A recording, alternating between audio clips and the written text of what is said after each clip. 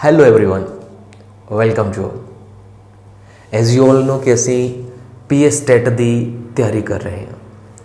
PS TET की free of cost तैयारी कर रहे हैं, जिसकी कि डेट अनाउंस हो चुकी है, पर हले तक कोई पेपर या फॉर्म फिलिंग का कोई नोटिफिकेशन नहीं आया है।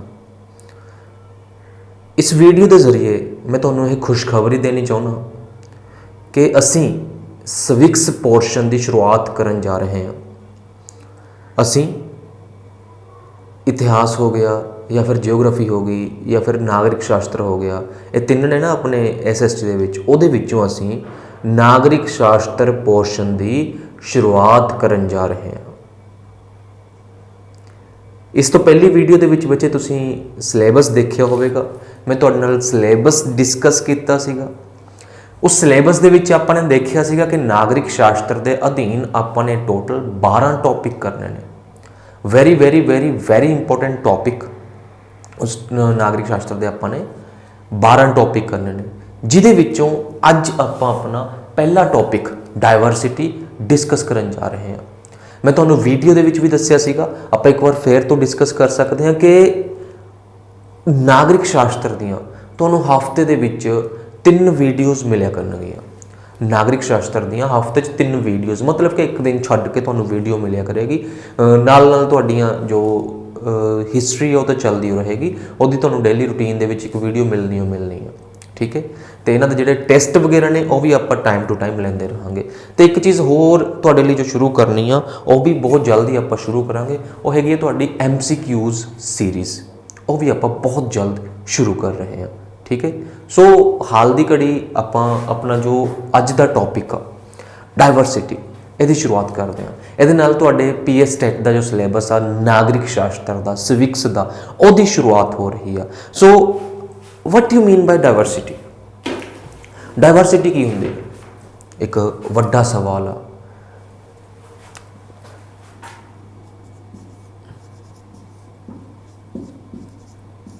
विभिन्नता की होंदी है? विभिन्नता मैं इत्थे गल कह सकदा वखरेवा। तो आई थिंक तुहानूं डाइवर्सिटी, विभिन्नता या वखरेवा कुछ समझ आया होगा। एक ना असीं शुरू तो सुनते आ रहे हैं यूनिटी इन डाइवर्सिटी। असीं शुरू तो इस चीज़ नूं सुनते आ रहे हैं unity in diversity. So what you mean by diversity? चलो आपां ने तो एक एग्जाम्पल के जरिए आप एक मतलब वह करते हैं, समझने की कोशिश करते हैं। मैं उम्मीद करदा कि तुहानूं अच्छे तरीके नाल समझ आएगा।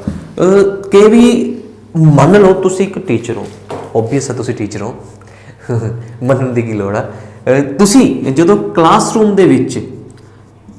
च जा रहे हो, तुहाने अपने बच्चों नूं, अपने स्टूडेंट्स नूं एक काम कहा कि भी एक तस्वीर पई आ, जो भी पार्टिकुलर तस्वीर कोई भी पिक्चर हो सकती है, कि इस पिक्चर नूं तुसीं ड्रा करना है, इस पिक्चर नूं तुसीं ड्रा करना है, बनाना है, शेप देनी है। तो तुहाडी क्लास दे विच 25 बच्चे ने। सवाल यह है कि 25 के 25 बच्चे उस पिक्चर नूं सेम बनाउणगे। ईवन कि मैं बुक्स बना रहा, मैं एक ही मैं ही बना रहा, मेरे ही हथ नाल बन रहे हैं, ये भी सही नहीं बन रहे हैं। सवाल यह है, मतलब कि ये भी इक्को जैसे नहीं बन रहे। सवाल यह है कि जो तुहाडे वो बच्चे, तुहाडे वो स्टूडेंट इस पिक नूं ड्रा करनगे, कि सब दी पिक सेम होवेगी, कि सब दी ड्राइंग सेम होवेगी? बच्चे साडी सोच दे विच वखरेवा है, साडे काम करन दे तरीके च वखरेवा है, साडे काम करन दे ढंग च वखरेवा है। फॉर एग्जाम्पल कोई बंदा, तुसी किसी इंसान की तस्वीर देती कि इस इंसान की तस्वीर तुसी ड्रा करनी है। हो सकता कोई बच्चा अखां तो शुरू करे, हो सकता कोई बच्चा वालों तो शुरू करे, कोई हत्थां तो शुरू करे, कोई बाहां तो शुरू करे, कोई कपड़े तो शुरू करे। आपां नूं नहीं पता क्यों? क्योंकि हर इंसान बेशक वो डाइवर्स आ, बेशक वो वखरा है, तो उहदे नाल नाल वो यूनीक भी आ। साडी सोच नहीं मिल सकती, असी अलग हाँ, साडी सोच नहीं मिल सकती। यदि आप अगे एग्जाम्पल्स होर बहुत सारिया ले सकते हो। तुसी क्लासरूम दे विच बच्चियां नूं पुछो कि असी बाहर आउटिंग ते जाना है, तुसी किस तरह के कपड़े पाओगे? तुसी बच्चियां नूं सवाल करो कि असी बाहर आउटिंग ते जाना है, किस तरह के कपड़े पाओगे? डिपेंड करता बच्चों का मूड किहो जिहा, घूमण वाला मूड, रिलैक्स फील करने वाला मूड आ या फोटोआं खिच्चण वाला मूड आ, किस तरह का मूड, उस तरह के ਉਹਦੇ ਕੱਪੜੇ ਹੋਣਗੇ, उस तरह की ਉਹਦੀ चॉइस होएगी। ਤੁਸੀਂ ਬੱਚਿਆਂ ਨੂੰ सवाल पूछो कि ਤੁਸੀਂ घर ਦੇ ਵਿੱਚ ਕਿਹੜੀ लैंग्वेज यूज़ करते हो। हर एक की अपनी अलग भाषा होगी, हर एक की अपनी एक अलग लैंग्वेज होगी। ਤੁਸੀਂ ਬੱਚਿਆਂ ਨੂੰ सवाल पूछो कि ਤੁਹਾਨੂੰ ਕਿਹੜੀ ਖੇਡ ਖੇਡਣਾ पसंद है। हर एक की खेड अलग होगी, हर एक की जी पसंद है वो अलग होगी, है ना। तो बच्चे आप इत्थे कह सकते हैं जो असीं डाइवर्सिटी की गल करते हैं कि इंसान की हर एक एक्टिविटी दे विच, इंसान की हर एक एक्टिविटीज़ दे विच वखरेवा पाया जाता है। ईवन के वखरेवा इत्थे तक कि अगर दो जुड़वा बच्चे ने, अगर दो ट्विन बच्चे ने जुड़वा, उन्हों की सोच दे विच भी वखरेवा हो गया, उन्हों दी आदतों दे विच भी वखरेवा होगा, बेशक वो जुड़वा ने। सो मेरा ख्याल है कि तुसीं डाइवर्सिटी समझ रहे होवोगे। अपना जो पहला टॉपिक आ ये तुसीं मीनिंग इहदा समझ रहे होवोगे। अगे इत्थों ही आप थोड़ा जिहा होर अगे चकते हैं। तुहानूं बच्चों तो 3-4 के क्वेश्चन पूछे ने। पहला कि तुसीं बाहर जान लगे, तुसीं 25 बच्चे की क्लास है, तुसीं आउटिंग ते जा रहे हो। पहला सवाल है कि तुसीं बाहर जान लगे कपड़े किस तरह के पाओगे। दूसरा सवाल है कि तुसीं घर दे विच लैंग्वेज किहड़ी यूज़ करते हो। तीसरा सवाल है कि तुहानूं खेड किहड़ी पसंद आ, गेम किहड़ी पसंद आ। ओबवियस जी गल आ बच्चे कि 25 के विचों कुछ एक तो बच्चे ਇਹੋ ਜਿਹੇ होणगे जिन्हां ਦਾ कॉमन भी होगा। मान लो 8 बच्चे कपड़ों के विच सेम ने, 8 बच्चे खेडों च सेम ने, तो 8 बच्चे लैंग्वेज के विच सेम ने। ग्रुप भी तो बनणगे ना। हुण इत्थे मैं तुहानूं एक होर अगली चीज़ समझाउणी चाहुंदा कि अपने कोले एक ही नाम के बहुत सारे बच्चे हो सकते हैं। तुहाडी बुक दी एग्जाम्पल, अपने कोले एक ही नाम के बहुत सारे बच्चे हो सकते हैं।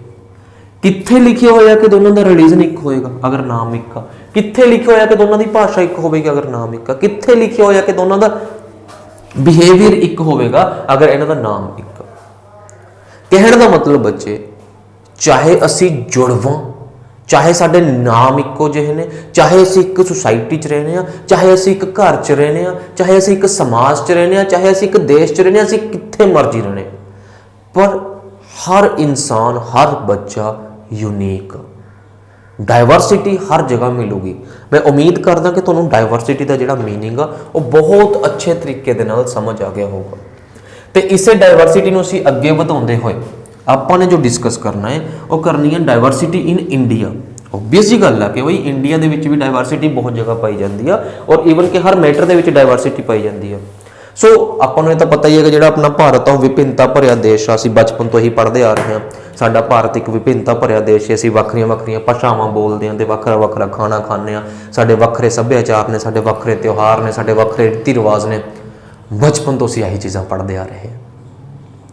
इन्हां तो इलावा बच्चे भारत दे विच तुहानूं मैं इत्थे कुछ जिहड़ी जानकारी साझी करनी चाहूँगा। भारत दे विच 28 स्टेट्स ने और 8 यूटीज़ ने। 28 राज ने, 28 राज ने ते 8 केंद्र शासित प्रदेश ने, केंद्र शासित प्रदेश ने। आ जेडे बच्चे 28 राज ने, एक ना आपां मैं भी अगे जाके करांगे, एक कमीशन बिठाया गया सीगा स्टेट रीऑर्गेनाइजेशन कमीशन। एक कमीशन बिठाया गया सीगा स्टेट रीऑर्गेनाइजेशन कमीशन। ये वाला कमीशन बिठाया गया सीगा 1953 दे विच ते इन्हें अपनी रिपोर्ट पेश की सीगी 1956 दे विच। 1953 च एक कमीशन बिठाया गया, इन्हों शॉर्ट दे विच SRC कह दिंदे आ। 1953 च बिठाया गया तो 1956 दे विच इन्हें अपनी रिपोर्ट दी सीगी। इहदा काम की सीगा? इहदा काम सीगा बच्चे कि इन्हें ऑन द बेसिस ऑफ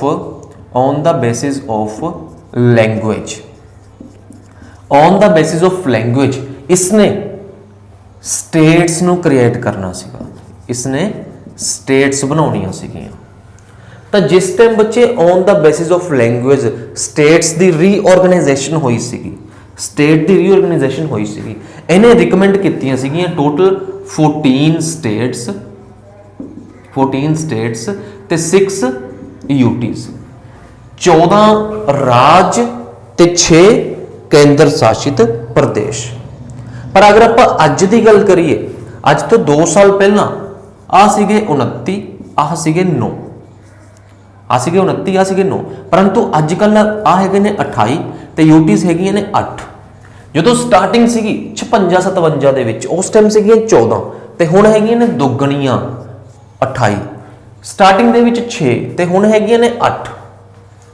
ਮਤਲਬ ਕਿ ਟਾਈਮ ਟੂ ਟਾਈਮ ਅਸੀਂ on the basis of language, on the basis of culture states ਨੂੰ ਬਣਾਉਂਦੇ ਰਹੇ ਹਾਂ। ਅਲੱਗ-ਅਲੱਗ ਸਟੇਟਸ ਦੀ ਡਿਮਾਂਡ ਉੱਠਦੀ ਰਹੀ ਆ ਕਿ ਸਾਨੂੰ ਜੀ on the basis of culture ਅਲੱਗ ਕੀਤਾ ਜਾਵੇ, ਉੱਤਰਾਖੰਡ। ਸਾਨੂੰ ਜੀ on the basis of language ਅਲੱਗ ਕੀਤਾ ਜਾਵੇ, ਪੰਜਾਬ, ਹਰਿਆਣਾ, ਹਿਮਾਚਲ। 1966 ਈਸਵੀ ਦੇ ਵਿੱਚ 1 ਨਵੰਬਰ 1966 ਨੂੰ ਇਹਨਾਂ ਨੂੰ ਅਲੱਗ-ਅਲੱਗ ਕੀਤਾ ਸੀਗਾ। 56 ਦੇ ਵਿੱਚ ਰੀਆਰਗੇਨਾਈਜੇਸ਼ਨ ਕਮਿਸ਼ਨ ਆਇਆ, ਇਹਨਾਂ ਨੂੰ 1900 ਆਪਣਾ ਪੰਜਾਬ ਆ ਜਿਹੜਾ ਉਹਨੂੰ 1966 ਦੇ ਵਿੱਚ ਅਲੱਗ ਕੀਤਾ ਗਿਆ on the basis of language. ਉਹਦੀ ਵੀ ਇੱਕ ਅਲੱਗ ਸਟੋਰੀ ਆ, ਆਪਾਂ ਅਗਰ ਕਦੇ ਮੌਕਾ ਮਿਲਿਆ, ਕਦੇ ਸਬਬ ਬਣਿਆ ਤਾਂ ਜ਼ਰੂਰ ਆਪਾਂ ਡਿਸਕਸ ਕਰਾਂਗੇ, ਉਹਦੀ ਵੀ ਇੱਕ ਅਲੱਗ ਸਟੋਰੀ ਆ। ਇਸ ਤੋਂ ਬਾਅਦ ਆਪਾਂ ਅਗਲੀ ਗੱਲ ਕਰ ਲੈਂਦੇ ਹਾਂ। ਚਲੋ ਇਹ ਤਾਂ ਤੁਹਾਡਾ ਲੈਂਗੁਏਜ ਨਾਲ ਰਿਲੇਟਡ ਹੋ ਗਿਆ ਕਿ ਵੀ ਲੈਂਗੁਏਜ ਦੇ ਵਿੱਚ ਇਹ ਚੀਜ਼ਾਂ ਆ ਗਈਆਂ। ਆਪਾਂ ਅਗਲਾ ਟੌਪਿਕ ਡਿਸਕਸ ਕਰ ਲੈਂਦੇ ਹਾਂ, ਰਿਲੀਜਨ। ਆਪਾਂ ਅਗਲਾ ਟੌਪਿਕ ਡਿਸਕਸ ਕਰ ਲੈਂਦੇ ਹਾਂ, ਰਿਲੀਜਨ।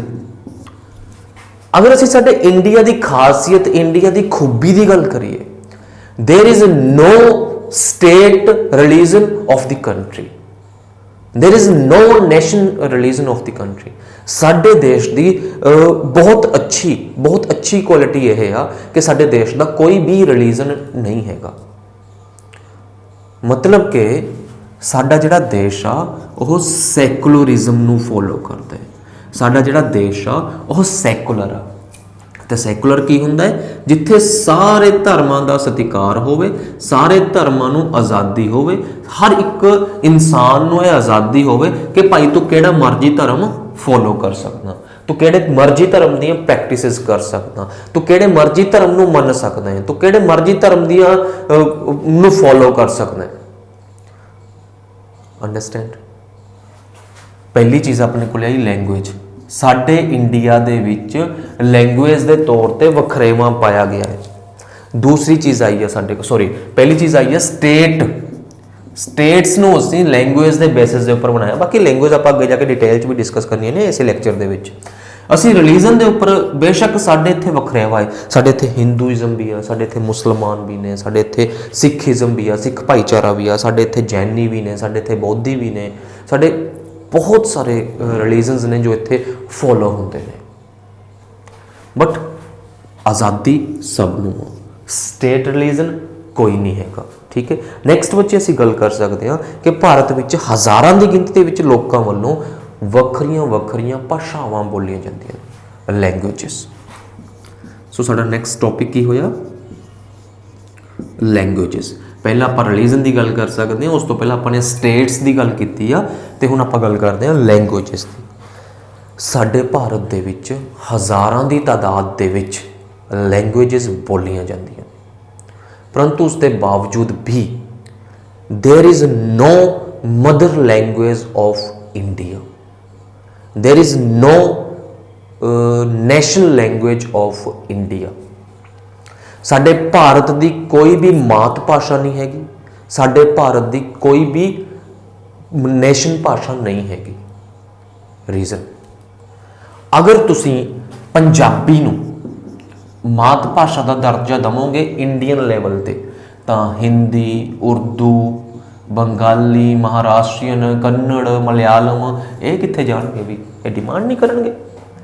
ਉਹ ਅਸੀਂ ਤਾਂ ਲੈਂਗੁਏਜ ਦੇ ਬੇਸਿਸ ਦੇ ਉੱਪਰ ਸਟੇਟਸ ਅਲੱਗ-ਅਲੱਗ ਕ੍ਰੀਏਟ ਕਰਦੀਆਂ, ਲੈਂਗੁਏਜ ਦੇ ਬੇਸ ਦੇ ਉੱਪਰ ਆਪਾਂ ਤਾਂ ਸਟੇਟਸ ਅਲੱਗ-ਅਲੱਗ ਬਣਾਤੀਆਂ, ਤਾਂ ਫਿਰ ਅਸੀਂ ਕਿਸੇ ਨੂੰ ਰਾਜ ਭਾਸ਼ਾ ਕਿਵੇਂ ਕਹਿ ਦਾਂਗੇ?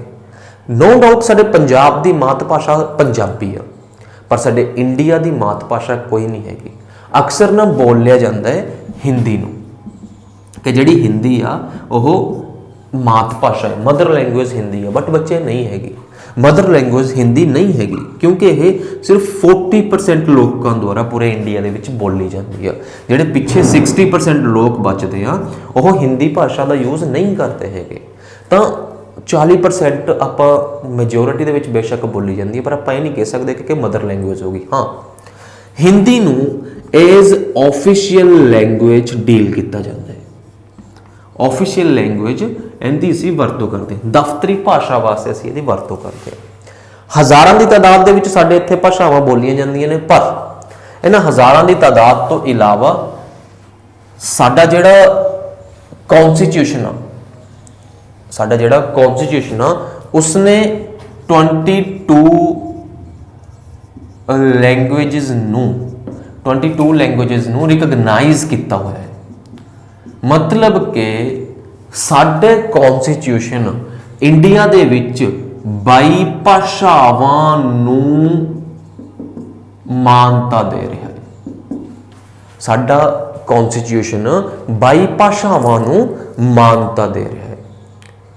ਉਹ 22 ਭਾਸ਼ਾਵਾਂ ਕਿਹੜੀਆਂ ਨੇ ਮੈਂ ਇੱਥੇ ਤੁਹਾਨੂੰ ਬੋਲ ਕੇ ਦੱਸ ਦਿੰਦਾ, ਅਗਰ ਆਪਾਂ ਲਿਖਾਂਗੇ ਤਾਂ ਟਾਈਮ ਕਾਫੀ ਲੱਗ ਜਾਊਗਾ, ਤੁਹਾਨੂੰ ਪੇਪਰ 'ਚ ਕਦੇ ਨਹੀਂ ਆਉਣੀਆਂ ਹੈਗੀਆਂ। ਆਫੀਸ਼ੀਅਲੀ ਜਿਹੜੀਆਂ ਭਾਸ਼ਾ ਆਫੀਸ਼ੀਅਲੀ ਦਰਜਾ ਰੱਖਦੀਆਂ ਨੇ ਉਹ ਹੈਗੀਆਂ ਨੇ ਬੱਚੇ 22 ਭਾਸ਼ਾਵਾਂ।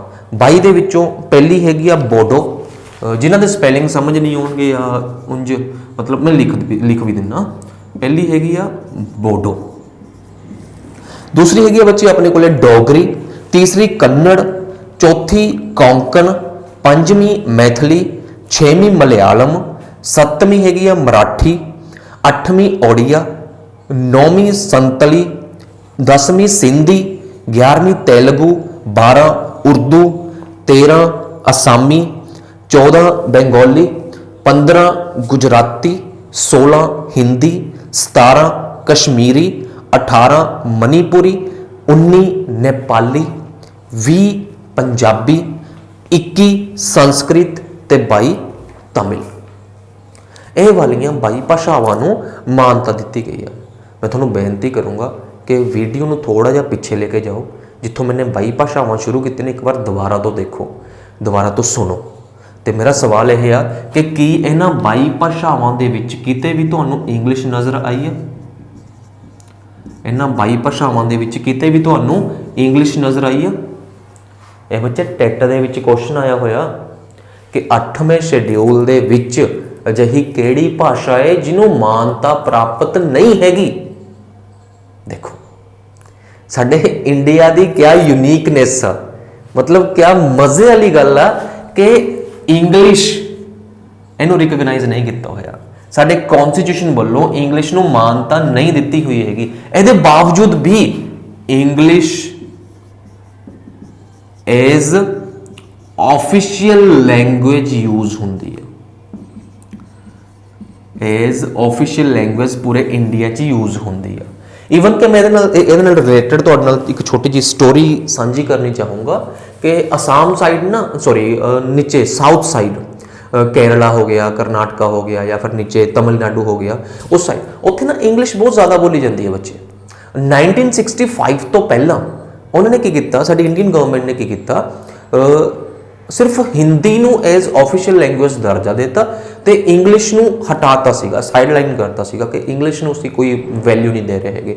तो उत्थे काफ़ी हल्ला गुल्ला होया सीगा, काफ़ी उन्होंने मतलब हंगामा लगा लो, स्ट्राइक लगा लो, डिमांड्स लगा लो, काफ़ी उत्थे मतलब इस चीज़ की डिमांड उठन लगी सीगी। तो 1965 ਦੇ ਵਿੱਚ 1965 ਦੇ ਵਿੱਚ English as well as Hindi दोनों ਨੂੰ पूरे इंडिया ਦੀਆਂ एज ऑफिशियल लैंग्वेज दर्जा प्राप्त आ।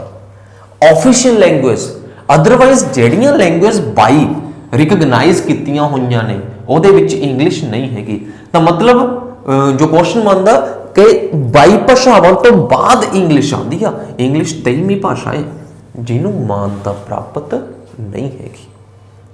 अंडरस्टैंड? मैं उम्मीद करदा कि अच्छे तरीके नाल समझ आ गया होगा। अच्छा, एक चीज़ होर बच्चे, 2004 ਦੇ ਵਿੱਚ ਭਾਰਤ ਸਰਕਾਰ ਨੇ ਕਿਹਾ ਸੀਗਾ ਕਿ ਜਿਹੜੀ ਭਾਸ਼ਾ ਜ਼ਰੂਰਤ ਮੁਤਾਬਕ ਆਪਣੀਆਂ ਸ਼ਰਤਾਂ ਪੂਰੀਆਂ ਕਰੂਗੀ, ਜੋ ਵੀ ਜ਼ਰੂਰਤਾਂ ਹੋਣਗੀਆਂ, जो भी रिक्वायरमेंट्स होणगियां, ਜਿਹੜੀ ਭਾਸ਼ਾ ਆਪਣੀਆਂ ਰਿਕੁਆਇਰਮੈਂਟਸ ਉਹਨਾਂ ਨੇ ਇੱਕ ਸਕੇਲ ਦੇਤਾ, ਉਹਨਾਂ ਨੇ ਇੱਕ ਪੈਰਾਮੀਟਰ ਦੇਤਾ ਕਿ ਆਹ ਵਾਲਾ ਪੈਰਾਮੀਟਰ ਆ, ਜਿਹੜੀ ਭਾਸ਼ਾ ਇਸ ਪੈਰਾਮੀਟਰ ਦੇ ਵਿੱਚ ਬੈਠੂਗੀ ਉਸ ਭਾਸ਼ਾ ਨੂੰ ਅਸੀਂ ਕਲਾਸੀਕਲ ਭਾਸ਼ਾ ਕਹਾਂਗੇ, ਉਸ ਭਾਸ਼ਾ ਨੂੰ ਅਸੀਂ ਕਲਾਸੀਕਲ ਲੈਂਗੁਏਜ ਕਹਾਂਗੇ। ਤਾਂ ਬੱਚੇ ਕਲਾਸੀਕਲ ਲੈਂਗੁਏਜ ਦੇ ਵਿੱਚ ਸਾਡੇ ਕੋਲੇ ਕੁਝ ਇੱਕ ਭਾਸ਼ਾਵਾਂ ਹੁੰਦੀਆਂ ਨੇ। ਮੈਂ ਫੇਰ ਤੋਂ ਬੋਲ ਰਿਹਾ, ਤੁਸੀਂ ਪਾਉਜ਼ ਕਰ ਕਰਕੇ ਲਿਖ ਸਕਦੇ ਹੋ। ਪਹਿਲੀ ਹੈਗੀ ਆ ਤਮਿਲ। ਤਮਿਲ ਸਾਡੀ ਕਲਾਸੀਕਲ ਭਾਸ਼ਾ ਹੈ, ਤਮਿਲ। ਦੂਸਰੀ ਹੈਗੀ ਆ ਮੇਰੇ ਕੋਲੇ ਸੰਸਕ੍ਰਿਤ, ਸੰਸਕ੍ਰਿਤ। ਤੀਸਰੀ ਭਾਸ਼ਾ ਬੱਚੇ ਮੇਰੇ ਕੋਲ ਹੈਗੀ ਆ ਕੰਨੜ। ਚੌਥੀ ਭਾਸ਼ਾ ਹੈਗੀ ਆ ਓੜੀਆ, ਇਹ ਉੜੀਸਾ ਚ ਮੈਂ ਵੀ ਬੋਲੀ ਜਾਂਦੀ ਆ। ਪੰਜਵੀਂ ਭਾਸ਼ਾ ਹੈਗੀ ਮੇਰੇ ਕੋਲ ਮਲਿਆਲਮ, ਮਲਿਆਲਮ। ਤੇ ਛੇਵੀਂ ਭਾਸ਼ਾ ਮੇਰੇ ਕੋਲ ਹੈਗੀ ਆ ਤੇਲਗੂ। ਇਹਨਾਂ 6 ਭਾਸ਼ਾਵਾਂ ਨੂੰ ਕਲਾਸੀਕਲ ਲੈਂਗੁਏਜ ਦਾ ਦਰਜਾ ਪ੍ਰਾਪਤ। ਇਸੇ ਤਰੀਕੇ ਨਾਲ ਅਗਰ ਅਸੀਂ ਕਲਚਰਲ ਡਾਇਵਰਸਿਟੀ ਦੀ ਗੱਲ ਕਰੀਏ, ਅਗਰ ਅਸੀਂ ਸੱਭਿਆਚਾਰਕ ਵਿਭਿੰਨਤਾ ਦੀ ਗੱਲ ਕਰੀਏ, ਤਾਂ ਭਾਰਤ ਦੇ ਵਿੱਚ ਬੱਚੇ ਕਈ ਪ੍ਰਕਾਰ ਦੇ ਨਾਚ, ਡਾਂਸਸ ਕੀਤੇ ਜਾਂਦੇ ਨੇ। ਉਹਦੇ ਵਿੱਚ ਕਲਾਸੀਕਲ ਹੋ ਸਕਦਾ ਹੈ, ਉਹਦੇ ਵਿੱਚ ਲੋਕ ਨਾਚ ਹੋ ਸਕਦੇ ਨੇ, ਉਹਦੇ ਵਿੱਚ ਫੋਕ ਡਾਂਸ ਹੋ ਸਕਦਾ, ਅਲੱਗ-ਅਲੱਗ ਡਾਂਸ ਨੇ। ਸੋ ਆਪਾਂ ਕਲਾਸੀਕਲ ਡਾਂਸ, ਫੋਕ ਡਾਂਸ, ਇਹਨਾਂ ਨੂੰ ਆਪਾਂ ਥੋੜਾ ਜਿਹਾ ਨੋਟ ਕਰ ਲਈਏ ਤੇ ਫਿਰ ਆਪਾਂ ਅੱਗੇ ਡਿਸਕਸ ਕਰਦੇ ਹਾਂ। ਅਗਰ ਮੈਂ ਗੱਲ ਕਰਦਾ, ਆਪਣੇ ਕੋਲ 2 ਤਰ੍ਹਾਂ ਦੇ ਡਾਂਸ ਹੋਣਗੇ। ਇੱਕ ਹੈਗਾ ਕਲਾਸੀਕਲ ਡਾਂਸ ਤੇ ਇੱਕ ਹੈਗਾ ਫੋਕ ਡਾਂਸ। ਜਦੋਂ ਆਪਾਂ ਗੱਲ ਕਰਦੇ ਹਾਂ ਕਲਾਸੀਕਲ ਡਾਂਸ ਦੀ, ਕਲਾਸੀਕਲ ਬੱਚੇ ਮੇਰੇ ਕੋਲ ਹੈਗਾ ਭਾਰਤ ਨਾਟਿਅਮ। ਨੋਟ ਕਰ ਲਓ, ਪੇਪਰ ਚ ਅਕਸਰ ਹੁੰਦਾ ਹੈ ਭਾਰਤ ਨਾਟਿਅਮ। ਦੂਸਰਾ ਮੇਰੇ ਕੋਲ ਹੈਗਾ ਕਥਕ। ਤੀਸਰਾ ਹੈਗਾ ਬੱਚੇ ਕਥਾਕਲੀ। ਚੌਥਾ ਮੇਰੇ ਕੋਲ ਹੈਗਾ ਓਡੀਸੀ। ਪੰਜਵਾਂ ਹੈਗਾ ਮਨੀਪੁਰੀ, ਮਨੀਪੁਰੀ ਡਾਂਸ ਹੋ ਗਿਆ। ਛੇਵਾਂ ਹੈਗਾ ਮੋਹਿਨੀਅੱਟਮ, ਨਾਮ ਵੀ ਥੋੜੇ ਜਿਹੇ ਔਖੇ ਨੇ, ਮੋਹਿਨੀਅੱਟਮ। ਤੇ ਸੱਤਵਾਂ ਮੇਰੇ ਕੋਲ ਹੈਗਾ ਕੁਚੀਪੁੜੀ, ਕੁਚੀਪੁੜੀ। ਸੋ ਇਹ ਹੈਗੇ ਨੇ ਤੁਹਾਡੇ ਕਲਾਸੀਕਲ ਡਾਂਸ। ਤੇ ਹੁਣ ਆਪਾਂ ਨੇ ਗੱਲ ਕਰਨੀ ਆ ਫੋਕ ਡਾਂਸ ਦੀ, ਜਿਹਨੂੰ ਆਪਾਂ ਲੋਕ ਨਾਚ ਕਹਿ ਦਿੰਦੇ ਆ, ਲੋਕ ਨਾਚ। ਇਹਦੇ ਵਿੱਚੋਂ ਬੱਚੇ ਪਹਿਲਾ ਮੇਰੇ ਕੋਲ ਹੈਗਾ ਬਿਹੂ, ਬਿਹੂ। ਦੂਸਰਾ ਹੈਗਾ ਗਰਬਾ, ਦੂਸਰਾ ਹੈਗਾ ਗਰਬਾ। ਤੀਸਰਾ ਹੈਗਾ ਛਾਓ, ਛਾਓ। ਚੌਥਾ ਹੈਗਾ ਮੇਰੇ ਕੋਲ ਲਾਵਾਨੀ। ਪੰਜਵਾਂ ਹੈਗਾ ਮੇਰੇ ਕੋਲ ਘੂਮਰ, ਘੂਮਰ। ਛੇਵਾਂ ਹੈਗਾ ਮੇਰੇ ਕੋਲ ਭੰਗੜਾ, ਸਾਡਾ ਪੰਜਾਬੀ ਭੰਗੜਾ। ਛੇਵਾਂ ਹੈਗਾ ਮੇਰੇ ਕੋਲ ਭੰਗੜਾ। ਸੋ ਇਹ ਹੈਗੇ ਨੇ ਬੱਚੇ ਸਾਡੇ ਫੋਕ ਡਾਂਸ, ਆ ਹੈਗੇ ਨੇ ਕਲਾਸੀਕਲ ਡਾਂਸ। ਤੁਹਾਨੂੰ ਕੁਐਸਚਨ ਆ ਸਕਦਾ ਕਿ ਇਹਦੇ ਵਿੱਚੋਂ ਕਲਾਸੀਕਲ ਡਾਂਸਸ ਨੇ ਜਿਹੜੇ, ਉਹਨਾਂ ਦੀ ਚੋਣ ਕਰੋ। ਇਹਦੇ ਵਿੱਚੋਂ ਜਿਹੜੇ ਫੋਕ ਡਾਂਸ ਨੇ ਉਹਨਾਂ ਦੀ ਚੋਣ ਕਰੋ। ਡਾਇਵਰਸਿਟੀ ਹੈ, ਕਿਸੇ ਵੀ ਤਰੀਕੇ ਦਾ ਆ ਸਕਦਾ। ਇਸ ਤੋਂ ਇਲਾਵਾ ਅਗਰ ਅਸੀਂ ਗੱਲ ਕਰੀਏ ਤਾਂ ਸਾਡੇ ਕੋਲ ਦੇਰ R 2 main schools of music in India. Dance ਹੋ ਗਏ। ਹੁਣ ਅਸੀਂ ਬੱਚੇ ਜਿਹੜੀ ਡਿਵੀਜ਼ਨ ਕਰਨੀ ਆ ਉਹ ਮਿਊਜ਼ਿਕ ਦੀ ਕਰਨੀ। ਮਿਊਜ਼ਿਕ ਵੀ ਡਿਵਾਈਡ ਆ 2 ਭਾਗਾਂ ਦੇ ਵਿੱਚ, ਠੀਕ ਹੈ। ਮਿਊਜ਼ਿਕ, ਮਿਊਜ਼ਿਕ 2 ਭਾਗਾਂ 'ਚ ਡਿਵਾਈਡ ਆ। ਇੱਕ ਨੂੰ ਦਾ ਨਾਰਥ ਇੰਡੀਅਨ ਸਕੂਲ ਕਹਿ ਦਿੰਦੇ ਆ, ਦਾ ਨਾਰਥ ਇੰਡੀਅਨ ਸਕੂਲ ਇੱਕ ਮਿਊਜ਼ਿਕ ਦਾ ਨਾਮ ਆ। ਦੂਸਰੇ ਮਿਊਜ਼ਿਕ ਦਾ ਨਾਮ ਆ ਦਾ ਸਾਊਥ ਇੰਡੀਅਨ ਸਕੂਲ। ਜਿਹੜਾ ਨਾਰਥ ਇੰਡੀਅਨ ਸਕੂਲ ਆ ਬੱਚੇ, ਇਹਨੂੰ ਅਸੀਂ ਕਹਿੰਦੇ ਆ ਹਿੰਦੁਸਤਾਨੀ। ਤੇ ਜਿਹੜਾ ਸਾਊਥ ਇੰਡੀਅਨ ਸਕੂਲ ਆ, ਇਹਨੂੰ ਅਸੀਂ ਕਹਿੰਦੇ ਆ ਕਰਨਾਟਿਕ, ਕਰਨਾਟਿਕ। ਸੋ ਲੈਂਗੁਏਜ, ਸਟੇਟ, ਰਿਲੀਜਨ, ਬਹੁਤ ਸਾਰੀਆਂ ਅਜਿਹੀਆਂ ਚੀਜ਼ਾਂ ਨੇ ਜਿਹਦੇ ਵਿੱਚ ਡਾਇਵਰਸਿਟੀ ਪਾਈ ਜਾਂਦੀ ਹੈ, ਜਿਹਦੇ ਵਿੱਚ ਵੱਖਰੇਵਾਂ ਪਾਇਆ ਜਾਂਦਾ ਹੈ। ਡਾਂਸ, ਮਿਊਜ਼ਿਕ, ਭਾਸ਼ਾ ਆਪਾਂ ਡਿਸਕਸ ਕਰ ਚੁੱਕੇ ਹਾਂ। ਇਸ ਦੇ ਬਾਵਜੂਦ ਵੀ ਮੇਰਾ ਖਿਆਲ ਹੈ ਕਿ ਅਸੀਂ ਇੱਕ, ਇਸ ਦੇ ਬਾਵਜੂਦ ਵੀ ਅਸੀਂ ਯੂਨਾਈਟ ਹਾਂ। ਬੇਸ਼ੱਕ ਸਾਡੇ ਵਿੱਚ ਬਹੁਤ ਵੱਖਰੇਵਾਂ ਹੈ, ਫਿਰ ਵੀ ਅਸੀਂ ਯੂਨਾਈਟ ਹਾਂ। ਇਹ ਸੀਗਾ ਆਪਣਾ ਬੱਚੇ ਪਹਿਲਾ ਟੌਪਿਕ, ਡਾਇਵਰਸਿਟੀ। ਮੈਂ ਉਮੀਦ ਕਰਦਾ ਕਿ ਤੁਹਾਨੂੰ ਪਸੰਦ ਆਇਆ ਹੋਵੇਗਾ, ਤੁਹਾਨੂੰ ਸਮਝ ਆ ਗਿਆ ਹੋਵੇਗਾ। ਇਹਦੇ ਵਿੱਚ ਕੁਝ ਇੱਕ ਡਾਟਾ ਹੈ, ਇਹਨੂੰ ਤੁਸੀਂ ਜ਼ਰੂਰ ਨੋਟ ਕਰਿਓ, ਇਹਨੂੰ ਤੁਸੀਂ ਜ਼ਰੂਰ बल्कि ईवन कि गूगल सर्च करो अगर किसी ਵਿੱਚ आके ਤੁਹਾਨੂੰ ਕੋਈ ਮਾੜੀ ਮੋਟੀ ਪ੍ਰੋਬਲਮ ਆ ਰਹੀ ਹੈ। ਇਸ ਤੋਂ ਬਾਅਦ ਜੋ ਆਪਣਾ ਸੈਕਿੰਡ ਟੌਪਿਕ ਆ ਉਹ ਹੈਗਾ ਗਵਰਨਮੈਂਟ ਨਾਲ ਰਿਲੇਟਡ। ਆਪਾਂ 2 ਵੀਡੀਓਜ਼ ਕਵਰ ਕਰਾਂਗੇ, 2 ਵੀਡੀਓਜ਼ ਡਿਸਕਸ ਕਰਾਂਗੇ। ਇੱਕ ਦੇ ਵਿੱਚ ਟੋਟਲੀ ਆਪਾਂ ਗਵਰਨਮੈਂਟ ਬਾਰੇ ਪੜ੍ਹਾਂਗੇ, ਗਵਰਨਮੈਂਟ ਕੀ ਹੁੰਦੀ ਹੈ, ਇਹਦੇ ਐਲੀਮੈਂਟ ਕੀ ਹੁੰਦੇ ਨੇ, ਗਵਰਨਮੈਂਟ ਦੇ ਫੰਕਸ਼ਨ ਕੀ ਹੁੰਦੇ ਨੇ, ਗਵਰਨਮੈਂਟ ਕਿੰਨੇ ਤਰ੍ਹਾਂ ਦੀ ਹੁੰਦੀ ਹੈ, ਗਵਰਨਮੈਂਟ ਦੇ ਔਰਗਨ ਕੀ ਹੁੰਦੇ ਨੇ, ਗਵਰਨਮੈਂਟ ਦੇ ਲੈਵਲ ਕਿਹੜੇ ਹੁੰਦੇ ਨੇ, ਉਹ ਸਾਰਾ ਕੁਝ ਡਿਸਕਸ ਕਰਾਂਗੇ। ਅਗਲੀ ਉਸ ਤੋਂ ਵੀਡੀਓ ਦੇ ਵਿੱਚ, ਅਗਲੇ ਉਸ ਤੋਂ ਲੈਕਚਰ ਦੇ ਵਿੱਚ ਆਪਾਂ ਸਰਕਾਰ ਦੇ ਮੁੱਖ ਤੱਤ ਕਿਹੜੇ ਨੇ, ਸਰਕਾਰ ਦੇ ਮੁੱਖ ਕੰਮ ਕਿਹੜੇ ਨੇ, ਉਹ ਸਾਰੇ ਆਪਾਂ ਡਿਟੇਲ ਦੇ ਵਿੱਚ ਡਿਸਕਸ ਕਰਾਂਗੇ। ਠੀਕ ਹੈ। ਉਸ ਤੋਂ ਬਾਅਦ ਫਿਰ ਆਪਾਂ ਲੋਕਲ ਗਵਰਨਮੈਂਟ ਜਿਹੜੀਆਂ ਵੀ ਆਉਣਗੀਆਂ time to time serial order ਦੇ ਵਿੱਚ ਆਪਾਂ ਡਿਸਕਸ ਕਰਾਂਗੇ। ਸੋ ਬਹੁਤ ਬਹੁਤ ਧੰਨਵਾਦ ਤੁਹਾਡਾ, ਤੁਸੀਂ ਜੁੜੇ ਹੋਏ ਹੋ, ਇਸੇ ਤਰ੍ਹਾਂ ਜੁੜੇ ਰਹੋ ਅਤੇ ਬਾਕੀਆਂ ਨੂੰ ਜੋੜਦੇ ਰਹੋ। Thank you.